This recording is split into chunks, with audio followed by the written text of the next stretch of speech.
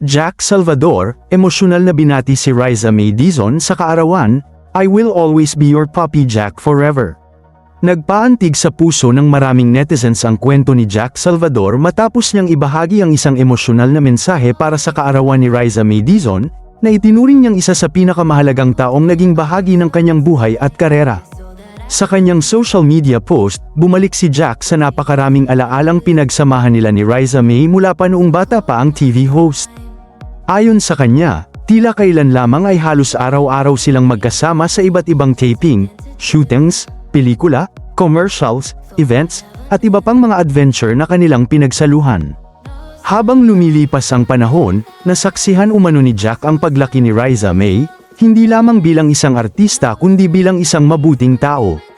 Ibinahagi niyang labis siyang ipinagmamalaki sa naging takbo ng buhay ng dalaga at sa kung paano nito hinarap ang tagumpay ng may kababaang loob.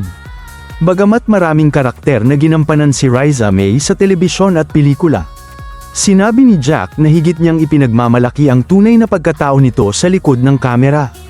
Ayon sa kanya, nananatiling mabait, mapagmahal, at mapagkumbaba si Riza May sa kabila ng lahat ng biyayang natanggap nito sa kanyang karera, mga katangiang lalong nagpamahal dito sa maraming tao. Hindi rin napigilan ni Jack ang maging emosyonal nang balikan ang panahong siya ang naging isa sa mga taong nag-alaga kay Riza May habang lumalaki ito sa industriya. Aniya, isa yon sa mga pribilehiyong hindi niya kailanman malilimutan. Ikinwento rin niya kung gaano niya pinahahalagahan ang panahong naging bahagi siya ng Eat Bulaga. Bilang The Barkads, gayon din ang masasayang alaala nila ni Riza May sa programang Cha-Cha. Mula sa walang katapusang tawanan, kulitan, at mga espesyal na sandaling magkasama, sinabi niyang mananatiling nakaukit ang mga ito sa kanyang puso. Nagpasalamat din si Jack sa tiwalang ibinigay sa kanya ni Riza May at sa pagkakataong maging bahagi ng paglalakbay nito sa buhay. Sa kanyang mensahe, tiniyak niyang kahit gaano pa ito maging kabala o saan man ito dalhin ng mga pangarap nito, hindi magbabago ang kanyang pagmamahal at suporta.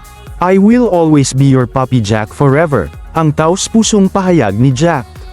Sa pagtatapos ng kanyang birthday message, ipinagdasal niya ang patuloy na mabuting kalusugan, kaligayahan, tagumpay, at katuparan ng mga pangarap ni Riza May.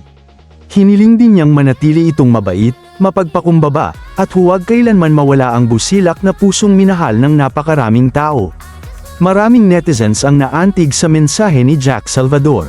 Para sa kanila, hindi lamang ito simpleng pagbati sa kaarawan kundi isang patunay ng isang espesyal na ugnayang nabuo sa paglipas ng maraming taon. Sa mundo ng showbiz kung saan maraming relasyon ang nagbabago, ipinakita nina Jack Salvador at Riza May Dizon na may mga samahang nananatiling matatag, hindi lamang bilang magkaibigan o magkasama sa trabaho, kundi bilang tunay na pamilya sa puso ng isa't isa.